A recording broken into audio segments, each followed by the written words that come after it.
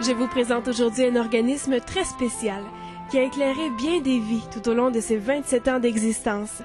Suivez-moi au cœur de Saint-Sauveur à Québec, à la Maison Revivre.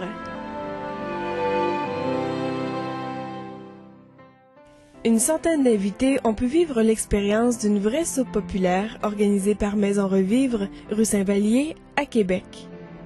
Cette activité originale avait pour but de mieux faire connaître l'œuvre de cet organisme qui, depuis 27 ans, vient en aide aux plus démunis de notre région. Depuis 1978, Maison Revivre offre espoir, dignité et amour aux personnes à qui la vie réserve plus d'écueil. Toutes les personnes qui côtoient Maison Revivre y découvrent l'esprit unique que lui a insufflé sa fondatrice, Madame Colette Sanson. Lorsqu'elle a ouvert son cœur et sa porte aux plus démunis de la basse ville de Québec, cette femme profondément croyante a lancé une œuvre qui se poursuit toujours. Sa mission est d'accueillir et d'aider les personnes dans le besoin en ne portant aucun jugement, afin qu'elles reprennent confiance en elles et dans la vie. Alors, bonsoir et bienvenue à la Maison Revivre. La maison a été fondée par Mme Colette Sanson le 15 septembre 1978, il y a donc 27 ans. Mme Sanson était une grande croyante en Dieu. Elle a ouvert sa maison, certes, mais surtout, elle a ouvert son cœur aux plus pauvres et aux plus démunis de la région de Québec et même d'ailleurs. Qu'est-ce que vous conservez des valeurs de Mme Sanson? Ce que je retiens comme valeur, c'est la dimension spirituelle, évidemment. C'est cet abandon à la providence. On se retrousse les manches, on fait ce qu'on peut, on essaye d'accueillir du mieux qu'on peut, puis le reste, c'est pas notre travail, c'est Dieu qui le fait. On refuse toujours les subventions gouvernementales comme Mme Sanson le faisait, en se disant j'ai trop vu d'organismes venir au monde et mourir avec des subventions. Il y a une subvention où on met l'accent sur la famille, par exemple. Alors là, on développe un projet, on engage des personnes, puis on ouvre une ressource pour aider des familles. 3 ans après, changement de gouvernement, changement de politique.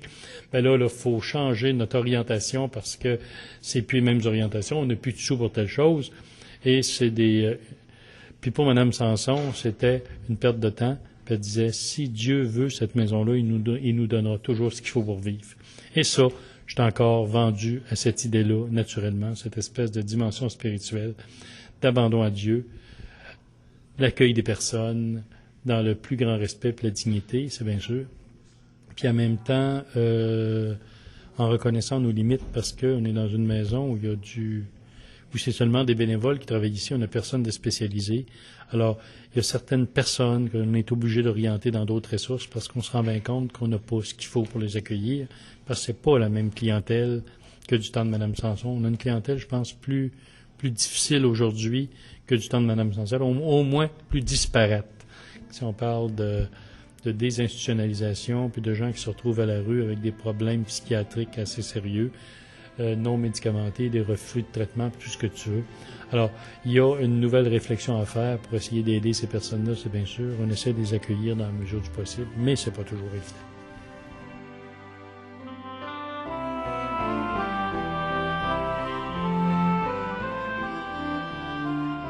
Maison Revivre offre l'hébergement aux hommes de 18 ans et plus dans des dortoirs totalisant 30 lits. Et chaque midi, on y sert la soupe populaire aux hommes et aux femmes. Une aide alimentaire est dispensée aux familles, pour lesquelles est également disponible un vestiaire où elles peuvent se procurer les vêtements et accessoires de maison dont elles ont besoin. Les personnes qui choisissent de venir à la maison peuvent compter sur un accompagnement personnalisé et bénéficier de ressources externes en fonction de leurs besoins respectifs. Concrètement, Maison Revivre fournit chaque année aux personnes les plus démunies de notre communauté 35 000 repas, 10 000 couchers et 2 000 sacs de nourriture.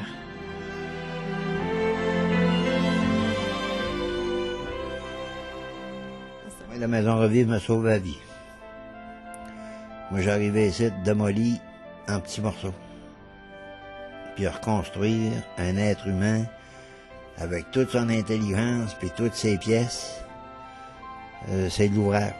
Avec la maison, je pense qu'elle apporter ce que c'est qui me manquait.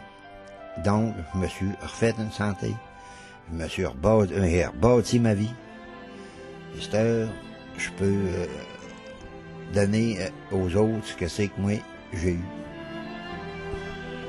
Au niveau de la place de l'Église dans l'action sociale, quelle est-elle actuellement ici?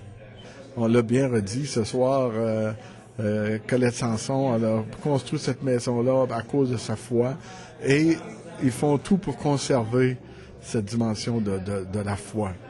Je suis allé à Rome là, au mois de septembre pour la formation des nouveaux évêques. On a eu 2 conférences sur la doctrine sociale de l'Église.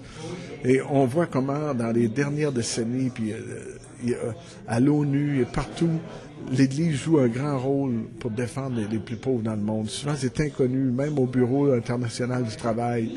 Il y a des grandes choses qui sont faites. Je pense qu'il y a un compendium, un livre qui sort sur la doctrine sociale de l'Église.